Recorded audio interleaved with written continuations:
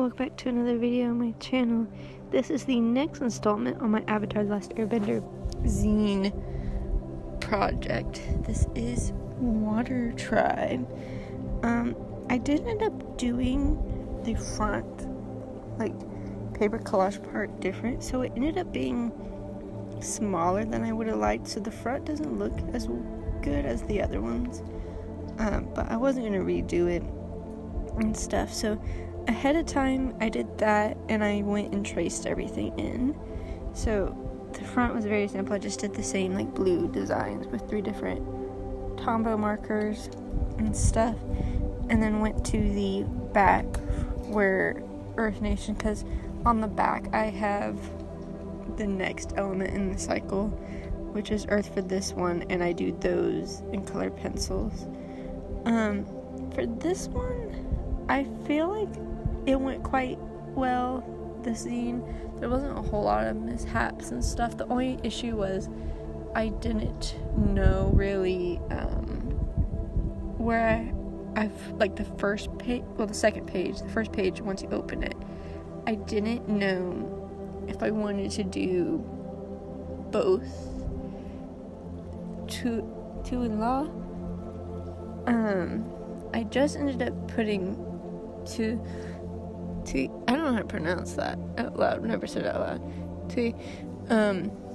I just put them, a koi fish, on the front because I just wanted it to be size-wise similar, because it would have been a lot smaller, just like proportion-wise, if it wasn't just one of them, if I did 2. So I decided just to do 1. This I did try to get done in one day. The final result I ended up having to show a different day because sun, and it was storming, so flight issues happen. That's why. At this point, I only have one more zine in this project to complete, and that's the White Lotus, which, as I'm recording this voiceover, I'm probably gonna work on today or tomorrow, because these were for my sister's birthday, the last ones, because I gave her the first 2 for Christmas, and her birthday is Sunday, so I need to work on them today. But just finishing out doing outlines and stuff, doing more deeper colors and things. Like I said, the covers for this one I didn't really like, and I'm not gonna like the White Lotus one either, because I did the front covers the same day, so they're both very small. But here, just painting I really should have looked up how to pronounce their name, but I decided to put them on the left for having, you know, spirit animal / kind of what you think about when it represents Water Tribe. I end up going to the next page, which I end up having I've never said these names out loud, certain ones. I end up doing her for the headpiece and hair that you see, and then on the right I have Katara's eyes.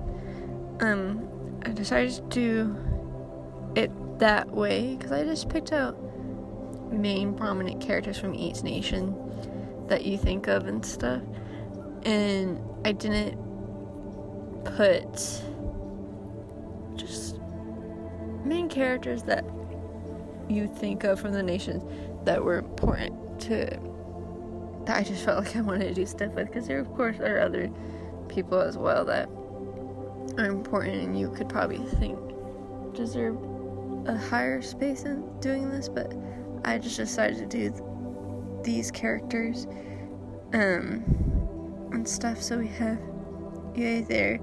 I'm just writing, I think I do all the names here. So Katara's eyes, like I said, which I think turned out quite fine, because how I decided who went to each spot was Yay has a distinct hair style and hairpiece, so that was good. Sokka has a unique weapon, which the 3rd page is always a weapon. So he went, of course, there. So Katara could have been the body shot and stuff. Like if you saw my other ones, you saw Fire Nation, it was Ty Lee. Air, well, Earth, it was Tio. Air, I'm trying to remember who I did for Air, because that was Aang.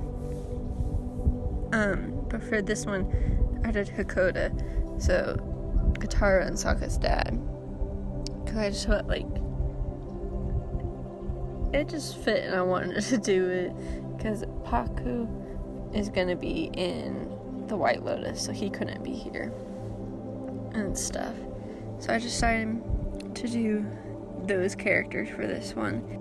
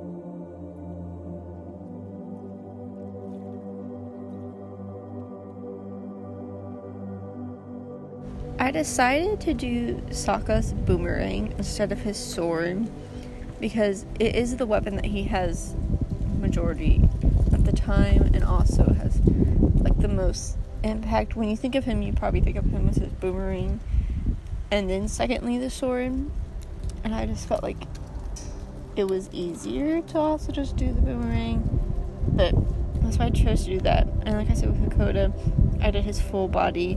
I do kind of regret using this particular marker because it dries down like stuff on this paper because it's like a craft paper darker. So like while it's closest to the correct color, because I didn't have a color that would have fit better, it made it to where the writing space on his side was very little because I just had to cram it all onto the white details and stuff. But it ends up working out in the end and I think it's fine. So you gotta just go with the punches that you get when you're working on crafty stuff.